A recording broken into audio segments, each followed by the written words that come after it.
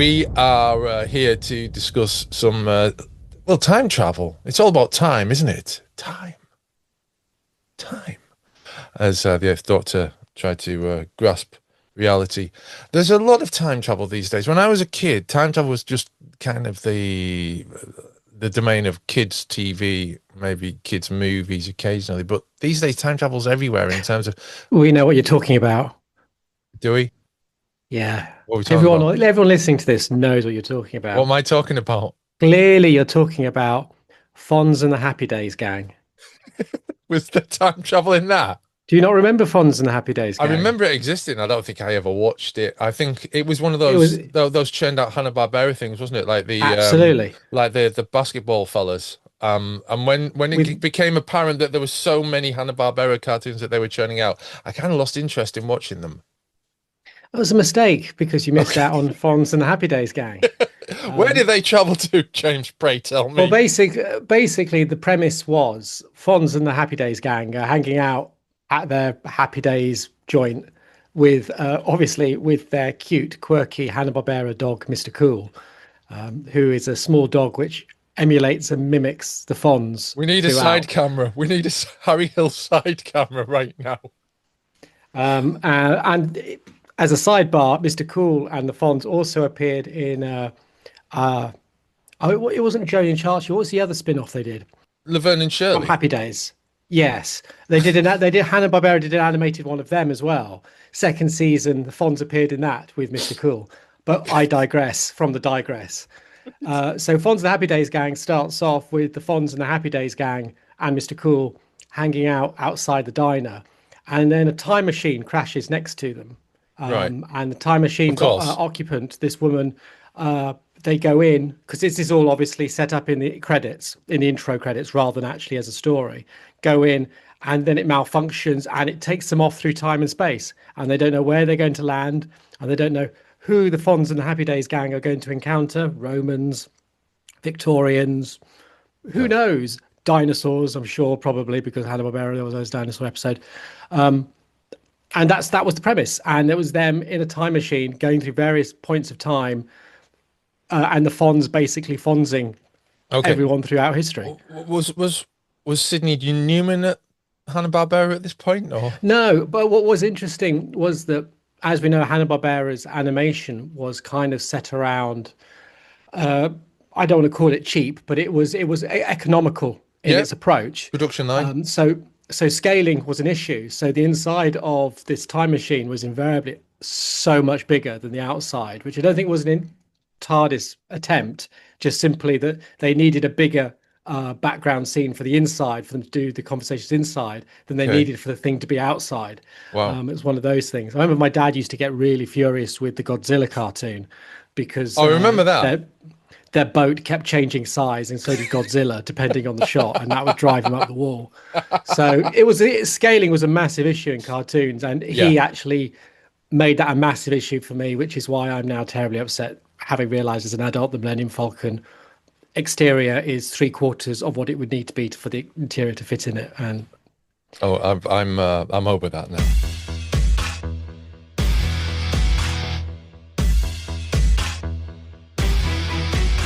but anyway, so clearly Fonz and the Happy Days gang is what you were thinking about in the 80s, where time travel was everywhere. And I can't think of actually a better example of where time travel just infects something which has no need and there is no desire to see it go through time.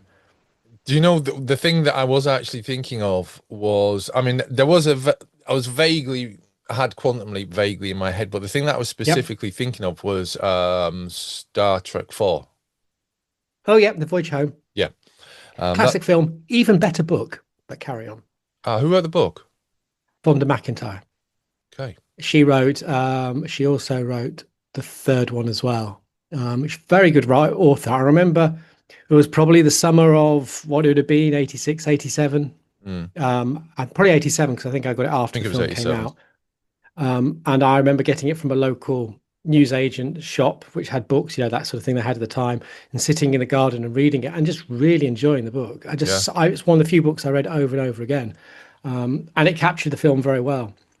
The third I book's even better because the third of Star Trek 3, the book, about a third, almost a half of it is just brand new material before it gets All to right. it. So it's a really good book. But anyway, yes, it Well, is a no, time it's travel interesting that extravaganza. because I found because I read the novelization of Aliens, and there's a load of Hmm. stuff at the beginning of that that isn't in the main cut, and I think some of it also isn't in the director's cut. Mm. So that was a very different experience reading the Aliens film. Labyrinth.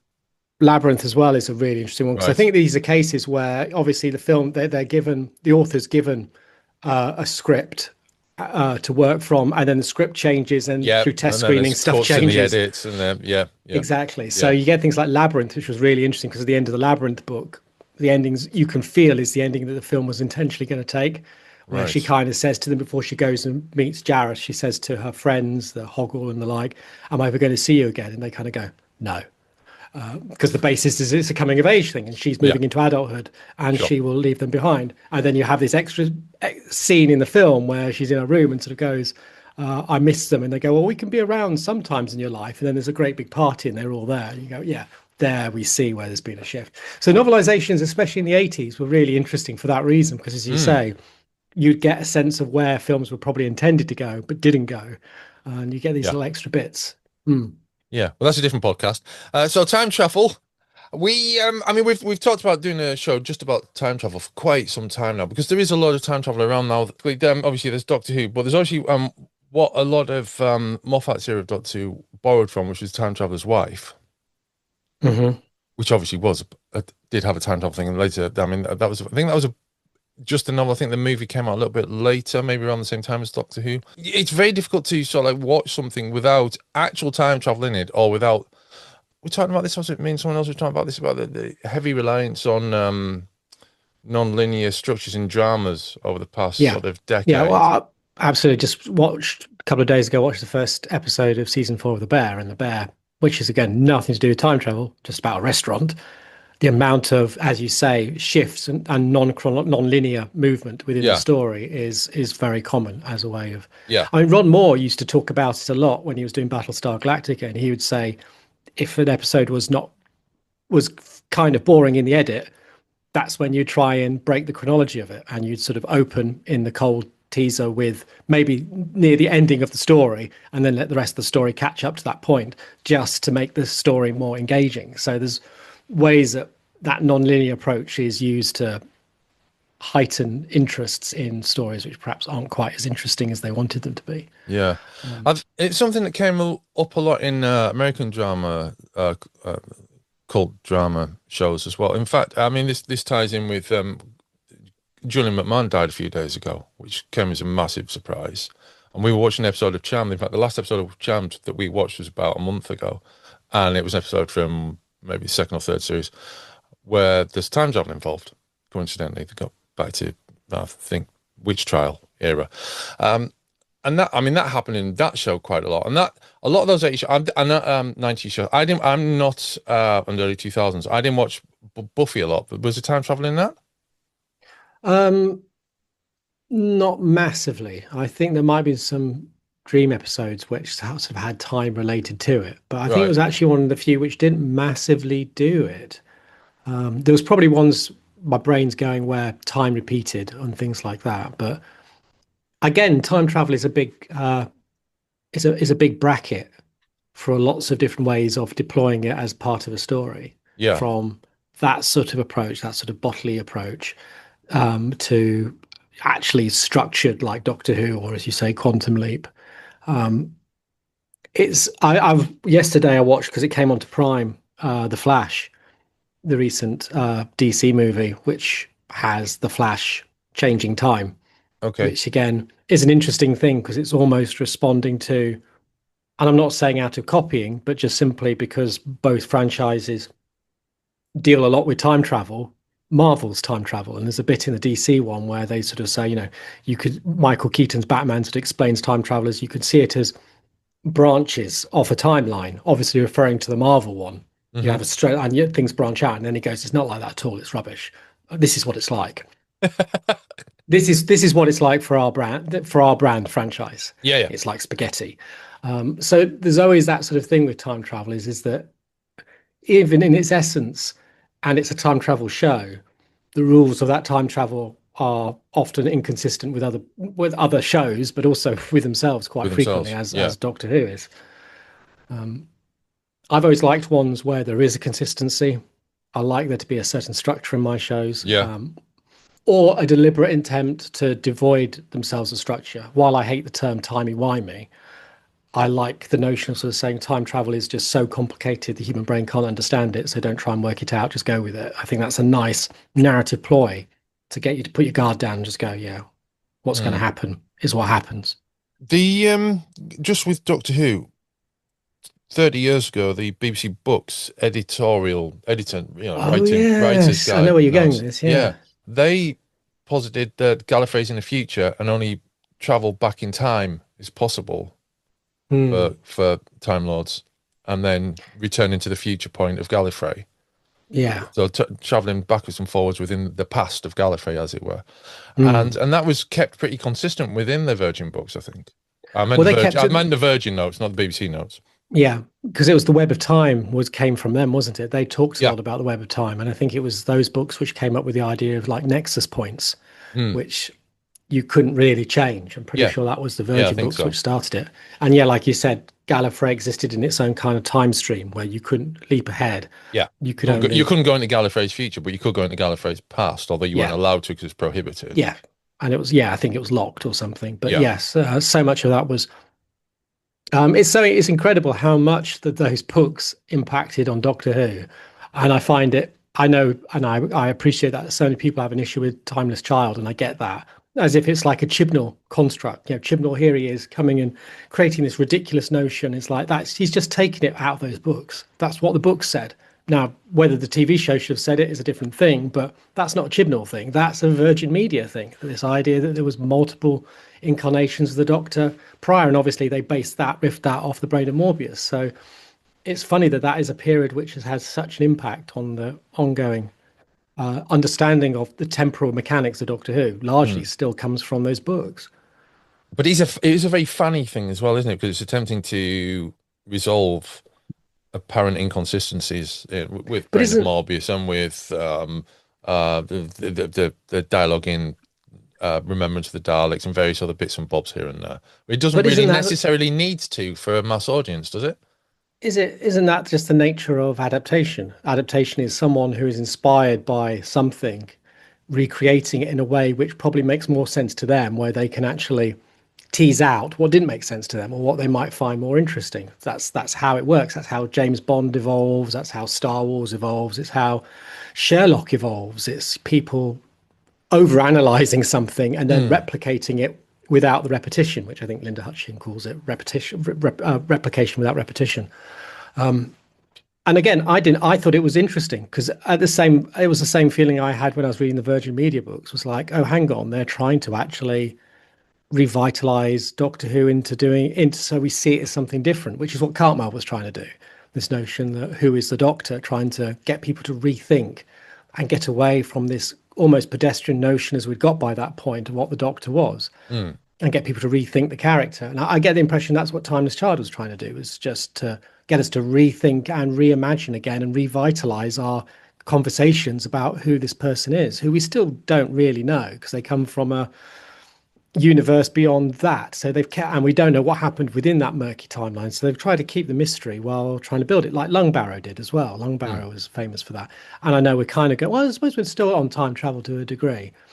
But you're right. There is always a danger of taking, in terms of a product, something which has got an easy, simple sell to get mass appeal, so it's not confusing to everyone, and then complicating it to a point where it no longer carries that easy digestion. And I think Davis has been quite clever with that insofar as that he's acknowledged that existence of that timeline of that timeless child, but has been very wary not to bend into it, because I think, yes, you're right. As soon as you do and you start overcomplicating it, audiences are going to start feeling left out, disconnected. And this goes back to time travel, isn't it? It's one of the issues with time travel in TV shows is how do you make it interesting without annoying audiences who get confused by it, Yeah. or dumbing it down so it's not interesting. So how do you balance that out? And I think we've seen time travel getting more sophisticated in its use In the last 20 years, certainly.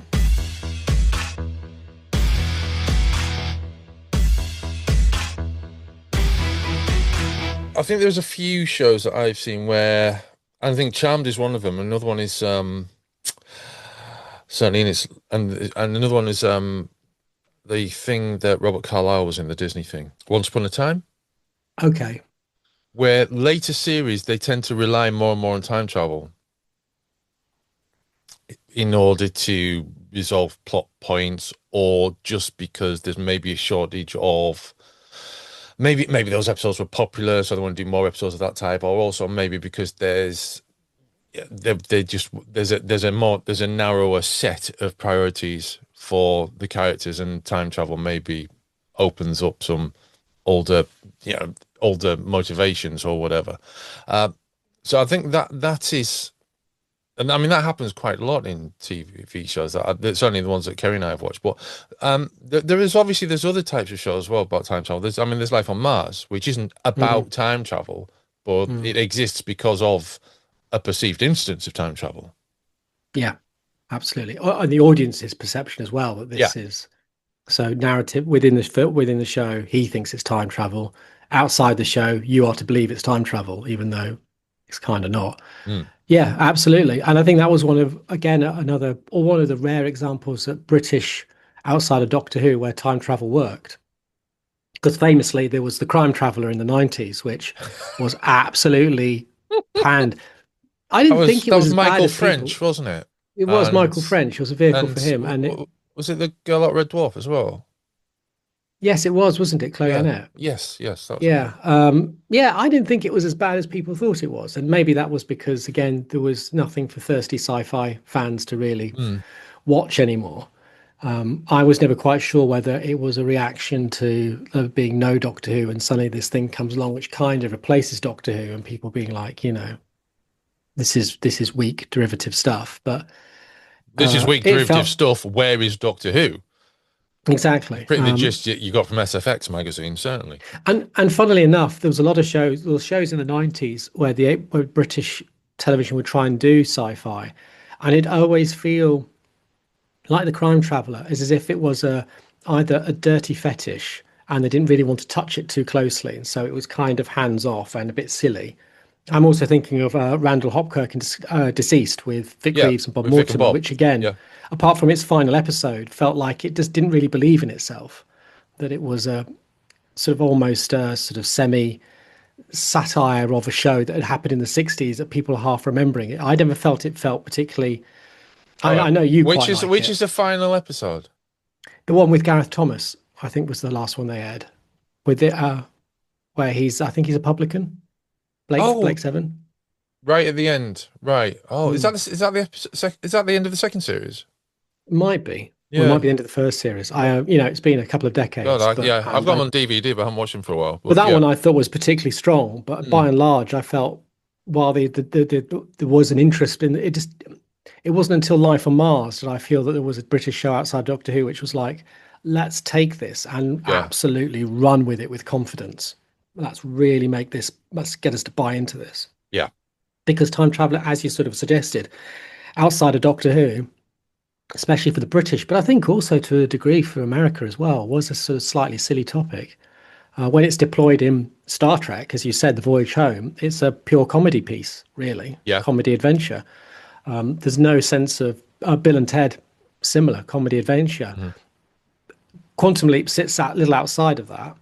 Yeah. But then to some degree, Quantum Leap, while it is very much a time travel show, its core is a melodrama. It's about the drama of that, it's almost an anthology of different stories with the same character popped in to resolve them. That's the only one I can think of, and even then, that is very light. It's very light melodrama TV. The sci-fi is very limited in it. It's not really a sci-fi. It's time travel in drama rather than time travel in sci-fi. But it worked.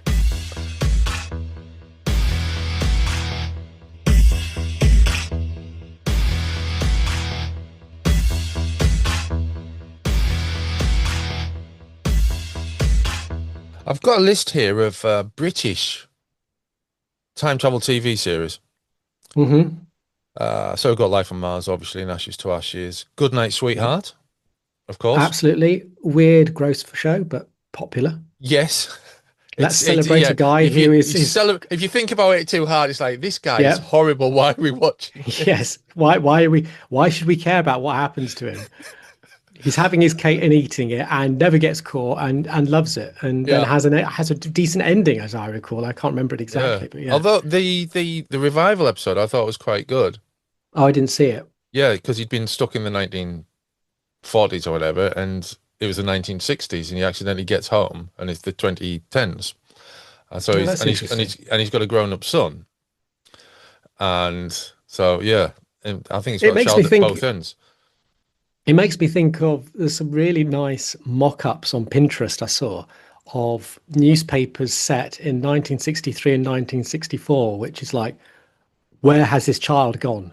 Who are these two teachers who have taken this child? Right, right. Well, who was this mysterious doctor? These local Shoreditch papers, Yeah, yeah, newspaper covers of like, again, the repercussions of time travel where people yeah, just disappear. What happens in the meantime? yeah. And sometimes you get that. I mean, Doctor Who with its Aliens of London was quite unusual for exploring that. You know, Yes, it Rose was. is Yeah, taken away, and what happens as a result of that? yeah, yeah. It's a shame they don't really go back to that. Really, it's. I mean, there's a lot with the first couple of series of the Doctor Who revival series that do things that haven't really been done again and were really interesting, like that, I mean, like the I'd like relationship to, between Rose and her mum being, yeah, traveling around in the phone calls, etc. but I watched season 10, isn't it? The last Capaldi one. No, not Mm, season 10, season no, 13. Oh, who cares? yeah, Season 10, no, I think it's season 10, series 10. And I was thinking that at the end, Bill gets whisked away, made into a Cyberman, and then turns into a water thing and disappears. yeah, And it's like she's got a mum. She has a house. There's that university where suddenly the doctor's no longer there. mm, That's just totally forgotten. yeah, And those are sort of things which I know, again, from mainstream audience doesn't matter, especially with Doctor Who, where the show does literally just moves forward. But it did feel almost like, yeah, we're in an age where I think we should be acknowledging these things. yes, yeah, no, yeah, I agree. Other British TV shows, I haven't heard of all this. There's Crime Travellers you mentioned. There's Catweasel. There's Sapphire and Mm. Steel. Yeah. The Time Wasters, I think it's a relatively recent one. I, I got the impression that was about some sort of band or something. There's Time Traveler's Wife, Time Riders from 1991, about a motorbike riding time traveler, which is a CITV show with Hayden Gwynn. There's Mm. Time Slip, which is from the 1970. Lost in Austin from 2008, which is a fantasy adaptation of Pride and Prejudice. There's obviously elements of Hitchhiker's Guide to the Galaxy. Mm. They've got horrible histories listed here, which I think maybe someone's missed the point of horrible histories there. There's several others. And there's one that I'm going to bring up now because I've not spoken about it for a long time. Primeval, Oh, yeah. Yeah. which Fair enough. possibly falls into the same category as Randall Hopkirk, Deceased with Vic and Bob, in that maybe there's a lack of confidence in it. I Yeah. think when it got going, I think certainly the revival show, because that got cancelled after two or three series, and then it got revived. Um, if I can just get my dates right, it got revived a couple of years later with a slightly different cast, and it was a co-production between ITV and someone else. Can't remember who. Um, they'd replaced by this point, this is season 4. They'd replaced Jason Fleming with Kieran McMenamin, and then kept mostly the rest of the cast, but also introduced Alexander Siddig and Anton Lesser as people with different motivations to the main part of the team, and it felt a lot more confident. But by that point, I think it had maybe, fair to say, ITV had lost confidence in it largely because they were putting it on at stupid times, and I think it had burned through a bit of goodwill as well, and it was going out opposite Matt Smith, Mm. or in the same era as Matt Smith, so that's not a recipe for success either. I still like Primeval. I think it was good. It was silly in places, and it didn't make sense in places, and you could see where they'd cut there was like budget issues, and maybe they thought that there were this. Maybe you sometimes get from actors that this could be better. I'm doing my best here, which is possibly a bit of in Primeval. Certainly the first couple of series. I liked it. I've got it on DVD. Clearly, you do like it then. I never watched it. I never really saw it.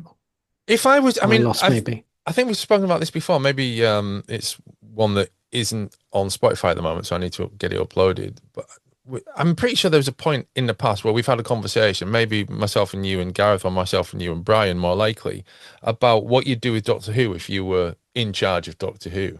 And what I would do is something like Primeval. Right, yeah. Right, Doctor's stuck on Earth, and there's things Mm, happening. There's anomalies mm. opening up, time portals, whatever, to the past, and things are coming through. And there's like an overarching plot to save it, to stop it, but also an episode by episode, uh, you have to stop it there and then. And you get all these different possibilities, and I think that just seems like a fun way of doing Doctor Who. Make it fun and monstery, and not too angsty, and more about what's happening and less about the Doctor. Well, I think Doctor Who sort of gets caught in two threads, and one of them is about Doctor Who is a story which allows time travel to transport a character into multiple different instances, and we'll Mm. explore those instances. Yeah. And then there's Doctor Who as a time travel show about a time traveler who can travel through time, which is the central tenet. And as you say, you get to John Pertwee's era, and it's the former rather than the latter. Mm. You know, he's been transported to Earth. Now we have this alien on Earth dealing with stuff, and Yeah. it's not really about time travel. And shows can do that. I mean, there's multiple shows that do. I mean, Batman does this. You know, Batman is a very rich man who beats down on poor people in his city to maintain the peace and perhaps sort out his own personal anguish over the loss of his parents. It's the libertarian dream, isn't it? You know, anti-government, anti public structures. We're just, I'm going to take matters into my own hands and sort out people who, remind me of the death of my family, despite the fact I'm very rich and I could afford many, many, many therapists. You have that side of him, but you also Yes. have the Justice League side of him, which is a dude who is just better than every superhero on the planet, who can go up against gods and various space aliens and pretty much put them in their place. So you have two, they don't really sync. Is there not three? What's the third? The sort of Adam West Batman.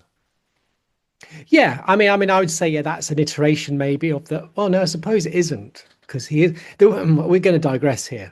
There was a meme I saw the other day, which I thought was quite amusing, and it was basically all the Batmans in a room, who would win, and Uh-huh. someone said it'd be Adam West's, because that Adam West would work out all these Batman were Bruce Wayne, and he'd get out a projector and show the death of their parents, and they'd all be so mortally traumatized, he would then just beat them to a pulp, because he seems, to be fair, he's the most well adjusted of all Yeah. of them, who never Mm. brings up that, if that even happened in his timeline. I'm not even Exactly. sure Yeah. it did.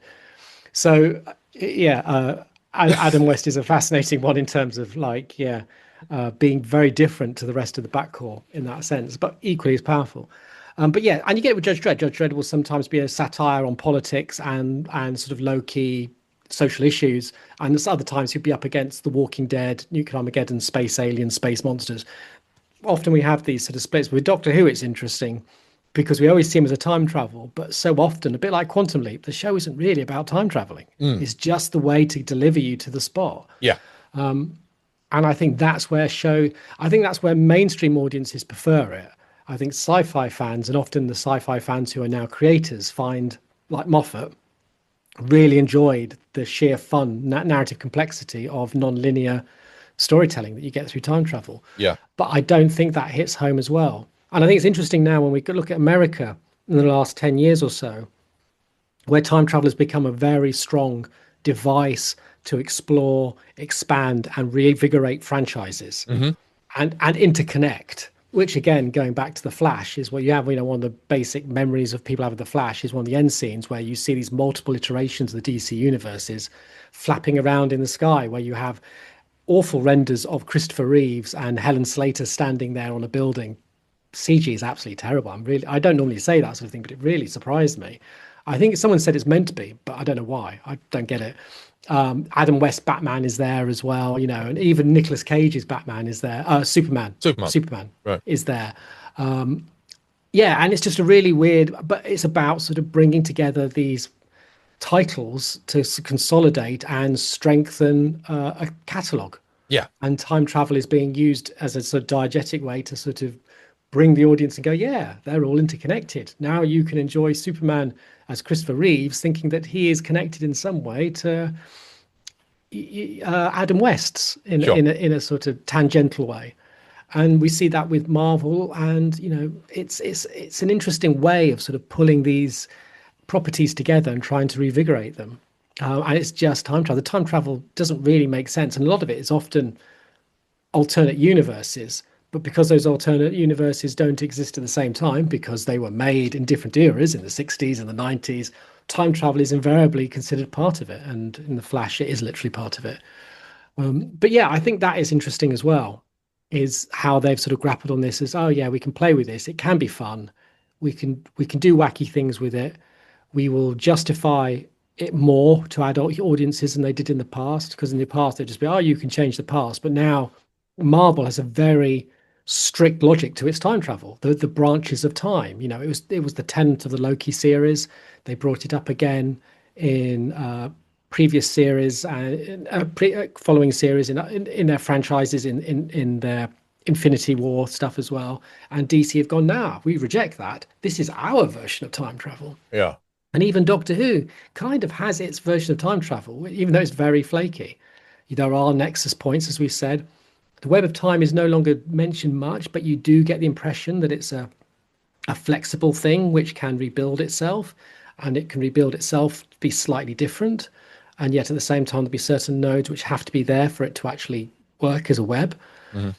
So yeah, and so in a sense, time travel becomes almost property, almost becomes franchise property. It becomes part of their established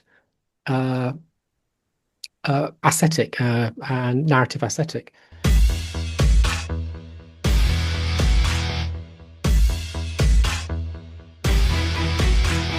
I was thinking as well when you were saying before you got to Doctor Who, I was thinking that these other franchises, let's use that term, have adopted time travel in order to tie things up, whereas Doctor Who has arguably adopted time travel and in an attempt to tie things up, so more recently, so the Chibnall Townless Child, and it's kind of not worked out quite as well.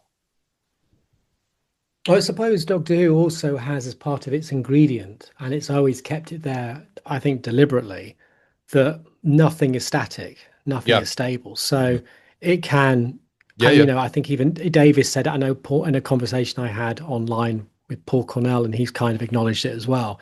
The Time War, and we've said this before, is kind of a buffer to allow them to reboot without rebooting. So things which are different, they can put down to the Time War. Things that are consistent, they don't have to. And we see that occasionally in Doctor Who being used as ways to, as you say, create a sort of way of working, but also if they want to, they can destabilize that. So a next showrunner could quite happily wipe out the Timeless Child, and it, either by never acknowledging it or literally doing a kind of like Stephen Moffat did in season 5 and sort of suggesting that the Big Bang had reset a lot of people's memories on or experiences of previous Russell adventures with Daleks and the likes. So Yeah. I think Doctor Who's approach is very good, because I think Doctor Who's approach is always, I think its agenda is, I mean, Doctor Who is the bacteria of television. It has its main goal is to survive and multiply. Because that is its formula, that's its DNA. It's built into it, it's encoded to survive, to regenerate, both in the fiction but also within the production. That people expect it to survive, while other shows we expect them to die, we expect them to end. But I think Doctor Who's the only one I can think of where we probably see its life as intentionally being one that will never end. That's kind of how it's set up to do. But we know every other story isn't really meant to do that, even though they do. Yeah, Amazing Spider-Man, whatever, continues because people recreate the Amazing Spider-Man. But it's not Tobey Maguire's, which is continuing. It's not his iteration with a new actor. It's a new version, and that's kind of now been established within their franchises. Doctor Who is the only one which has this bacteria DNA. The closest thing I can think of is soaps, which is just to perpetuate, to exist, to continue, and not stop. And time travel is used in Doctor Who rather than soaps to do that. And in fact, soaps often have to negate time travel. I bet they wish they could when they bring characters back and they're like they were kids at one point and now they're adults and their ages don't sync up. That's quite frequently happens in soaps. People being murdered and then not being murdered, or died in car crashes and then not died in car crashes. Your narrative, your history only needs to be as stable as your viewer's memory. Unfortunately, these days that is actually a high. Yeah. That's hard because there's so much information and so much chronologies to actually fall back on, and that obviously impacts Doctor Who as well. Yeah. It still frustrates me that by the end of Capaldi's era, he's still calling himself 2,000 years old. And you think, well, okay, even if we accept that he kind of de-ages by Christopher Eccleston is 900, and we have the period where Smith is doing stuff, which is a long period, and you have the period on Trenzalore, you've still got the War Doctor period, which he now acknowledges exists, and the War Doctor was a doctor, which I got the impression was hundreds of years because Hurt literally ages. Yeah. But, if we didn't have all this data and these ways of talking about it, most people would notice that, and the chronology can be vague.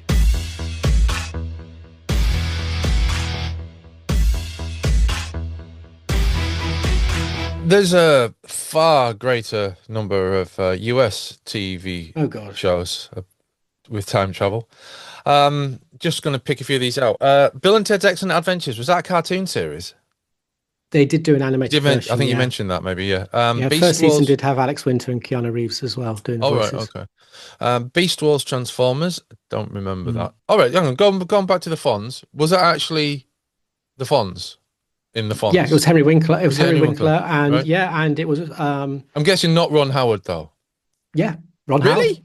Howard. They got Ron Howard. They got Ron Howard. I think they get Potsy or that. I think Ralph. I think was Ralph as well. Right. Wow. I don't think Potsy was in it. I think it was Ralph, the Fonz. And, it's listed here, the Fonz and the Happy Days gang. Oh my word. Yeah. It's worth watching some clips on YouTube because it's just wild. Because it's just such a I mean, again, what blows my mind is imagining someone sitting in a boardroom and actually pitching this. Because it just makes no sense as a show. Well, I mean, it's got to be a result of extracurricular imbibications, surely, imbibings. I was actually just speaking about Ron Howard. I was watching a comedy movie the other day with Bryce Dallas Howard in and Orlando Bloom called what's it called? Deep Cover. Right. It's on Prime. It's very funny. It's set in London. It's British. It's also got Paddy Considine and Ian McShane in it. It's really good. It's worth as comedies go. I often find with comedy movies, unless they're like Naked Gun or Mel Brooks, I often find that comedies kind of peter out with a comedy towards the end. Well, this one doesn't. It keeps it going. So it's a good one. I enjoyed that a lot, which is very rare for me to enjoy a comedy movie. So I'd recommend that. But the Heroes had a time travel element as well. Did it? Yes. Yeah. End of the first season. He goes of course. back. Yeah. Of course he goes back to Japan or China. I was never sure where that was actually. What else is there? We've got the US version of Life on Mars. Babylon 5.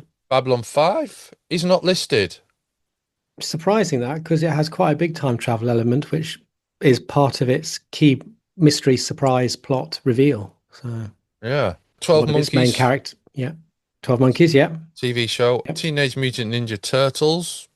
Who cares? Terminator: The Sarah Connor Chronicles. I was thinking about that. Yeah. Galactica 1980. Did that have time travel in it? Yeah, they went back to World War II. and fought Nazis. Ah, right, okay. The Of only course they thing did. I remember about that was the episode with Dirk Benedict. Yeah, the very last one. Was that the last one? Yeah, that's the only one I remember Yeah, about that. that's the last one they had, Right, where they okay. apparently, because they knew they were being ruined and axed, they went and just did what they wanted for an episode, allegedly. But Right. I mean, yeah, there's time travel in all these sort of shows. It's prolific in American stuff, in Yeah. American fiction.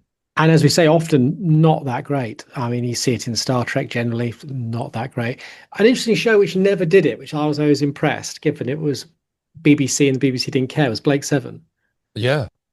Blake Seven was never any sense of time travel whatsoever. I was quite impressed with that. It never went there. You can kind of see why, because it would have drawn Yeah. instant comparisons, wasn't it? Yeah, I mean, it's still. I mean, yeah, I'm still. So, I Red Dwarf, I think, is probably one of our biggest uh, time travel sci-fi shows, even though it's not a time travel show. But the amount of times it manages timeline, handles timelines, and there's lots of fan theories around. There's some massively fascinating ones around the Inquisitor and Chloe Annette's character, Kachansky. Yeah. Well, that Um, happened was that the second series when they did the first one? Was that Stasis Leak, the first time travel one? Yeah. Well, I mean, Yeah. they did in the first. They did one Future Echoes in the first series, which Oh, was right. pure hardcore time travel, where you couldn't change anything.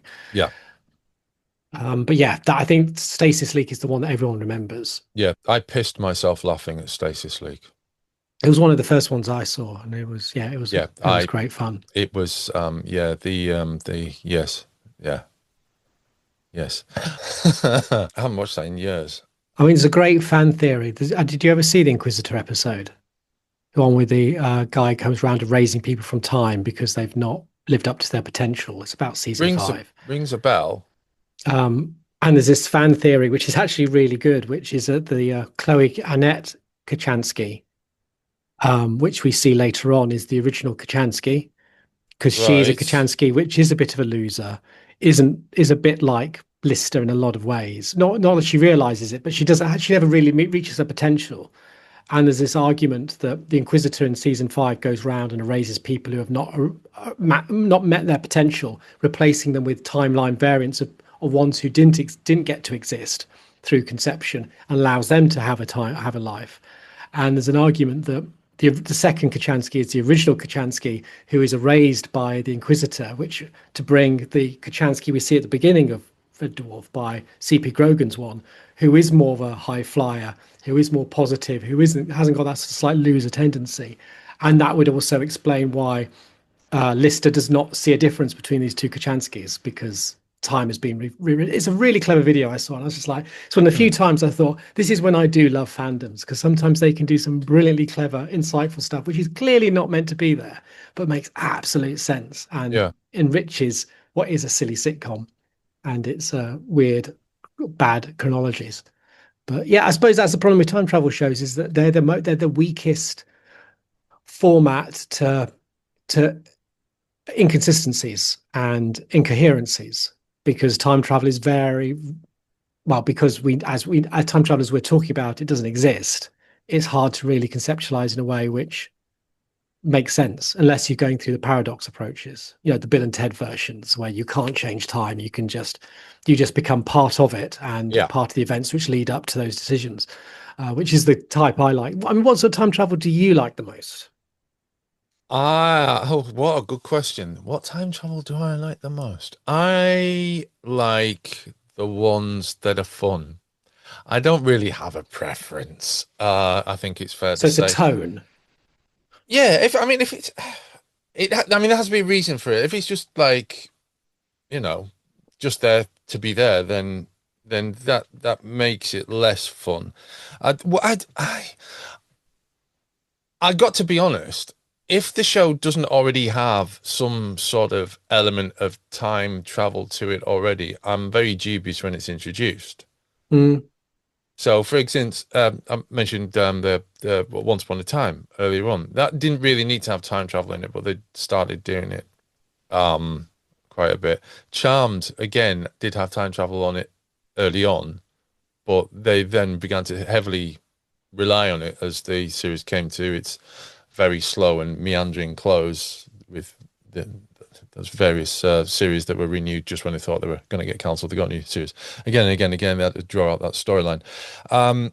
So, and I think so if it's not baked into it, then I'm not really that interested. If it's something like Star Trek, which is obviously high science, and which is not obviously high science, but it positions itself as sort of like a futuristic science, and that you're not going to be able to understand it anyway because it's using long words and some at the time theoretical sciences and things, and start throwing around words like tachyons and having an android who can maybe come up with time travel, then that works. But if it's just like Fonz and the Happy Days gang, which obviously I haven't seen, but that sort of just throwing time travel in. Do you know what as well though? There's been a few sitcoms with time travel. I think there's another. I mentioned one that's called Time Wasters, but there was another one that was like a fantasy an ITV comedy that was on around the same time as the one with Derek Jacobi and Ian McKellen, or maybe just after that one. Because ITV doesn't do very many comedies at the same time. And this one was like a fantasy thing where a guy got thrown back. It was like a delivery driver or something gets thrown back into the past. Where comedies come into time travel, I don't really think it works very well as I don't know. It was because it was kind of trying to be Goodnight Sweetheart, but it didn't really have that kind of, here and there. There was no real emotional core to it. Whereas Goodnight Sweetheart had like two wives, or a wife and a girlfriend, and then two wives, etc. Which and again going back to that, he was an awful character, really. But I think we kept watching it because of the situations and this whole idea of him nicking people's songs as well, and because it was so well cast as well and well written, which is obviously an advantage.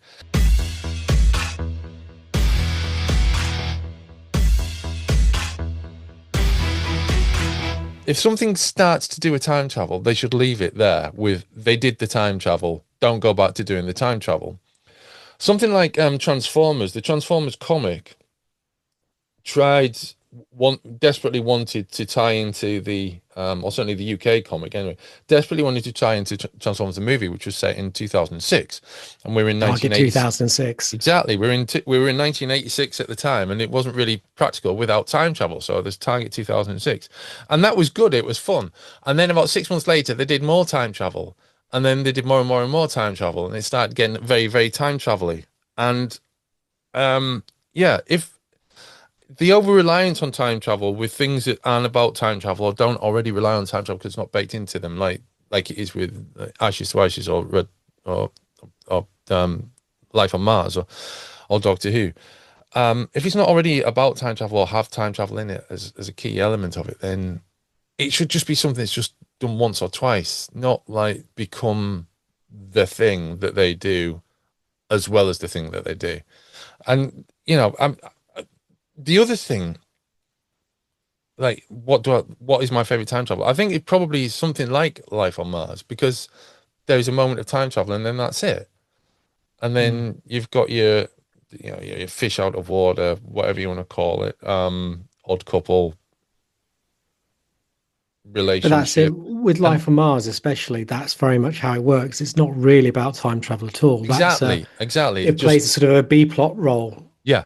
And I think that's fine like that, because I don't think it needs to be a main plot role, really, because there are enough shows that already do it like that. And if you are going to go, then you're going to draw obvious comparisons that you probably don't need or don't want as well. So I think my issues with time travel, the two that I can think of listening to you, is believability. Is that as soon as you move out of an era, out of your contemporary era, you're always going to risk how believable you can make it. Yeah. And the further back you go, and the more that you need to still tie it in a way which works with your central characters, which, if we go back 500 years, issues of sort of communication of language, they will have to be kind of ignored. Doctor Who obviously does it through temporal circuits and the like, but yeah, you start to have risks of pulling people out of the space, because you've got to, if it's not believable enough. And that's why I think Life on Mars works really well, is that they do a really good way. It feels, even though we now know that it's a sort of fantasy 70s, it felt like the 70s. It Yeah. did that well. If you don't do it well, it pulls you out. And I think the other issue I can have, which is more on, say, the sci-fi Star Trek end, is where it becomes where you've got shows which are very reliant on syndication and trying to avoid cause and effect. Time travel just has reset buttons, so you can do something. Voyager famously did its a couple of episodes of the year of hell, or whatever they called it, and then at the very end of this long story of them having a really hard year, there's a reset button and it's all doesn't happen. And I think that's inherently dissatisfying for Yeah. audiences. So I think those are always my two no's in time travel, is where they become easy get outs, or the resolution feels too easy or too unsatisfying for what you've built up towards. I think Yeah. those are the things that I dislike the most. So can you make the place feel believable, which becomes harder the further back you go in time, but also, yeah, does it actually make the story dissatisfying by how you utilize it? Which is why I think, as I say, I always quite like the Bill and Ted way, because it stops you from doing that. You can't Yeah. just change time and suddenly everything's better again. Yeah. Your results, You're part your of it. choices. Yes, you have Yeah. an impact. Yeah. There's a definitive impact there. Yeah. Yeah. I think I probably like that the best. Do you know one show that we didn't mention, Star Trek Enterprise, Oh yes, yeah. which I think It's temporal war.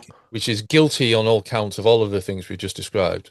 I Yeah, feel. no, absolutely. And obviously Doctor Who is as well occasionally. Yeah. There's no doubt that as a show it falls flat on both those fronts.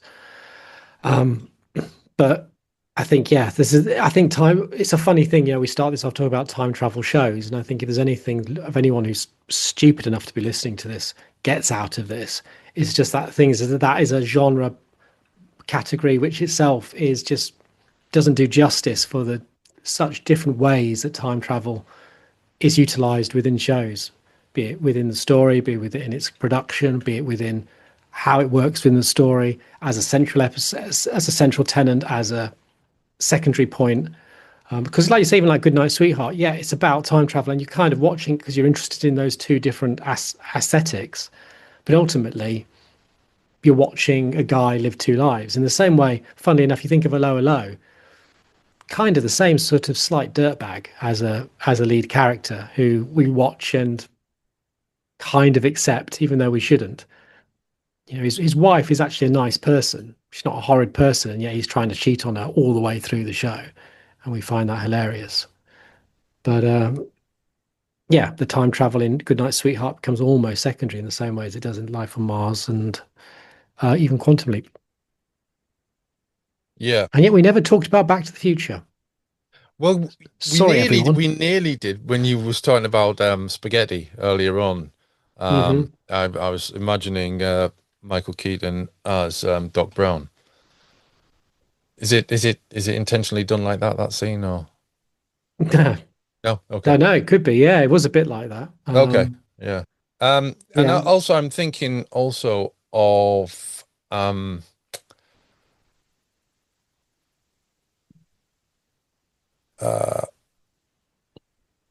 a story called Behold the Man, in which a time traveler travels back to the time of Jesus to find Jesus, only he's not there.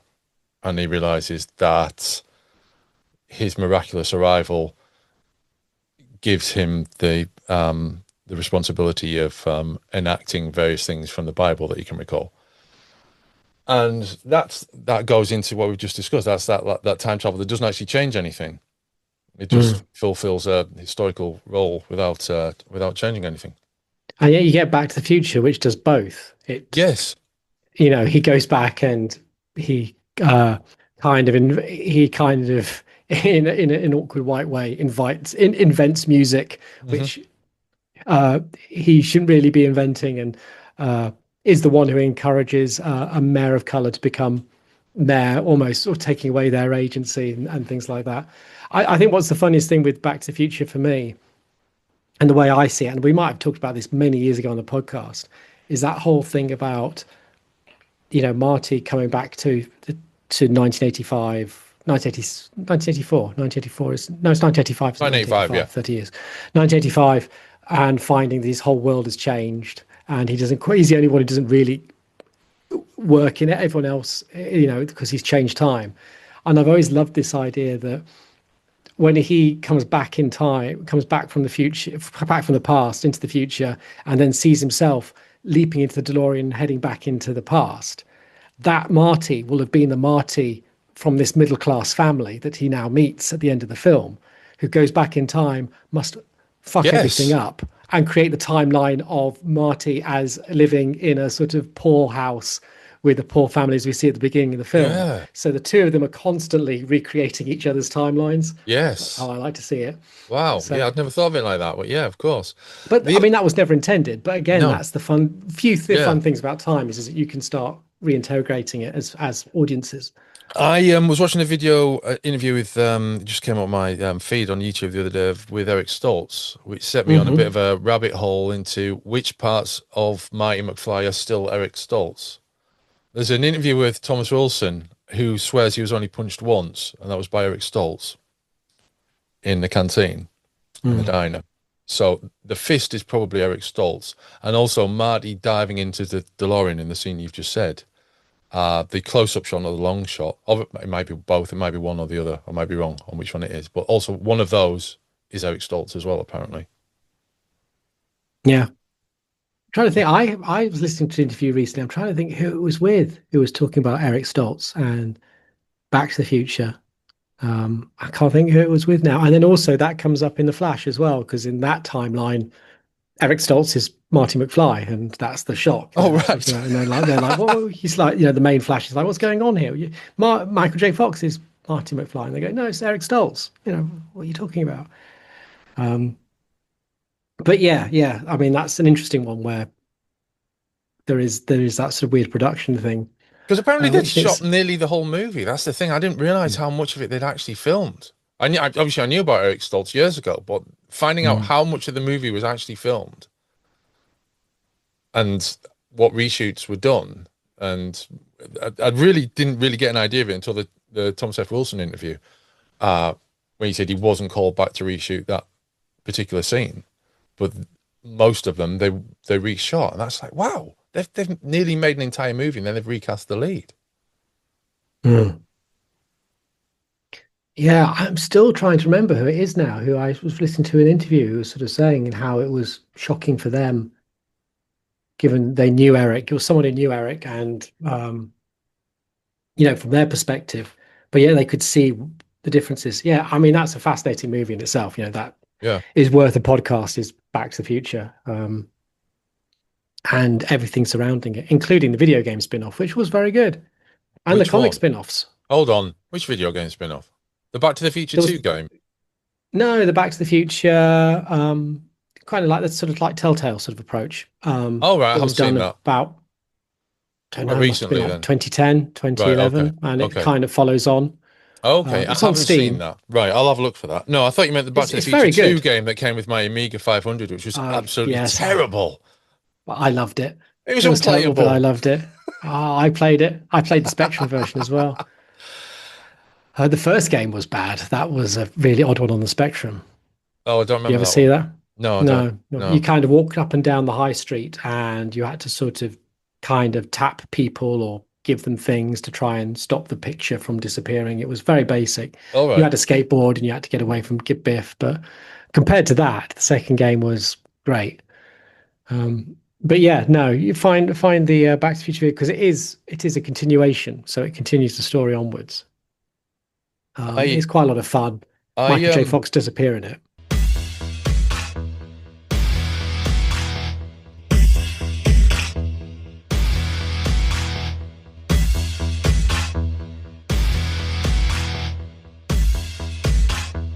I did this last night. You can just see that there.